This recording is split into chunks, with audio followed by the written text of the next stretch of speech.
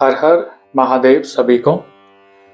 आज हम रुद्र संहिता सती खंड अध्याय 18 पढ़ेंगे।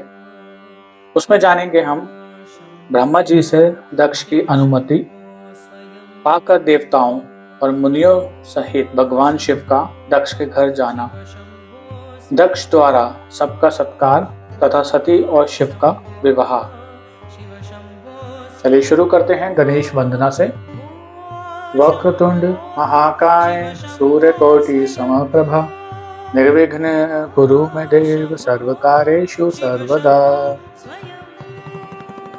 ब्रह्मा जी कहते हैं, नारद, तदंतर मैं हिमालय के कैलाश शिखर पर रहने वाले परमेश्वर महादेव शिव को लाने के लिए प्रसन्नता पूर्वक उनके पास गया और उनसे इस प्रकार बोला, वृषभध्वज, सती के लिए मेरे पुत्र दक्ष ने जो बात कही है उसे सुनिए और जिस कार्य को वे अपने लिए असाध्य मानते थे उसे सिद्ध हुआ ही समझिए।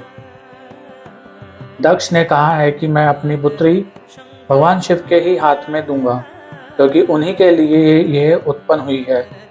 शिव के साथ सती का विवाह हो ये कार्य तो मुझे स्वतः ही अभिष्ट है। फिर आपके भी कहने से इसका महत्व और अधिक बढ़ गया।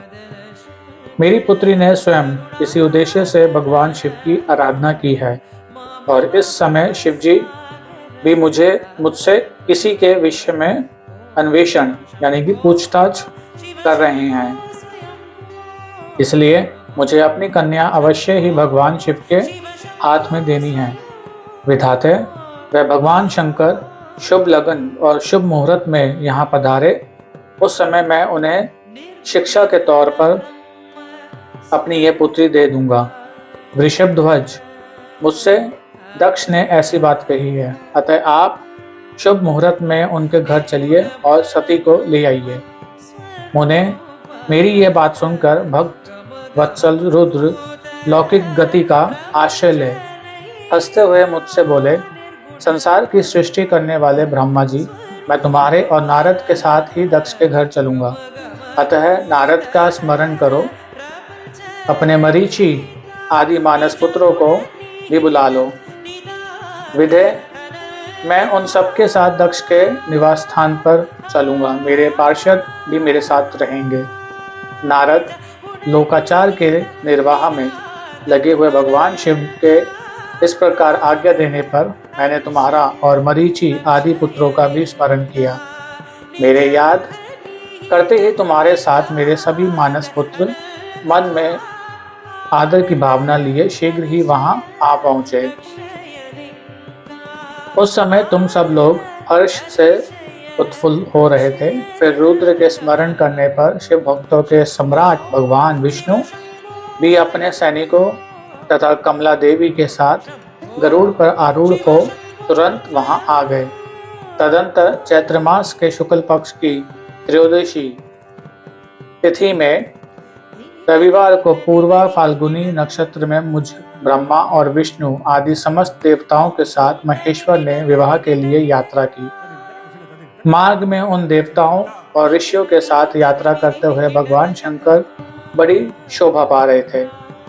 वहां जाते हुए देवताओं, मुनियों तथा आनंद मग्न मन वाले प्रमथ गणों का रास्ते में बड़ा उत्सव हो रहा था। भगवान शिव की इच्छा से वृषभ, व्याघ्र, सर्प, जटा और चंद्रकला आदि सब के सब उनके लिए यथा योग्य आभूषण बन गए। तदंतर वेग से चलने वाले बलवान बलिवृद्ध नंदिकेश्वर पर आरूढ़ हुए महादेव जी श्री विष्णु आदि देवताओं को साथ लिए क्षण भर में प्रसन्नता पूर्वक दक्ष के घर जा पहुँचे। वहाँ विनीत चित्त वाले प्रजापति दक्ष समस्त आत्मीय जनों के साथ भगवान शिव की भगवानी के लिए उनके सामने आए। उस समय उनके समस्त अंगों में हर्षजनित रोमांच हो आया था। स्वयं दक्ष ने अपने द्वार पर आए हुए समस्त देवताओं का सत्कार किया। वे सब लोग सुश्रेष्ठ शिव को बिठाकर उनके पार्श्व भाग में स्वयं भी मुनियों के साथ क्रमशः बैठ गए। इसके बाद दक्ष ने मुनियों सहित समस्त देवताओं की परिक्रमा की और उन सब के साथ भगवान शिव को घर के भीतर ले आए। उस समय दक्ष के मन में बड़ी प्रसन्नता थी। उन्होंने सर्वेश्वर शिव को उत्तम आसन देकर स्वयं ही विधि पूर्वक उनका पूजन किया। तत्पश्चात श्री विष्णु का, मेरा, ब्राह्मणों का, देवताओं का और समस्त शिव गणों का भी यथोचित विधि से उत्तम भक्तिभाव के साथ पूजन किया। इस तरह पूजनीय पुरुषों तथा अन्य लोगों सहित उन सब का यथोचित आदर सत्कार करके दक्ष ने मेरे मानस पुत्र मरीचि आदि मुनियों के साथ आवश्यक सलाह की। इसके बाद मेरे पुत्र दक्ष ने मुझ पिता से मेरे चरणों में प्रणाम करके प्रसन्नता पूर्वक कहा, प्रभु आप ही वैवाहिक कार्य करें।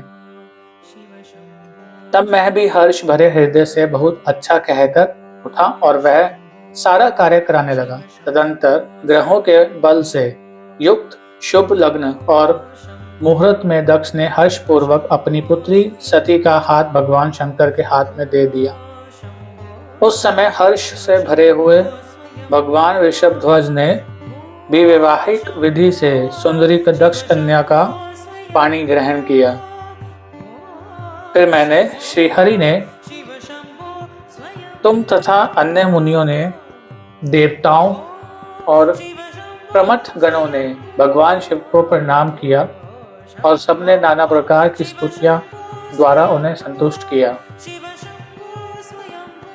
उस समय नाच गान के साथ महान उत्सव मनाया गया।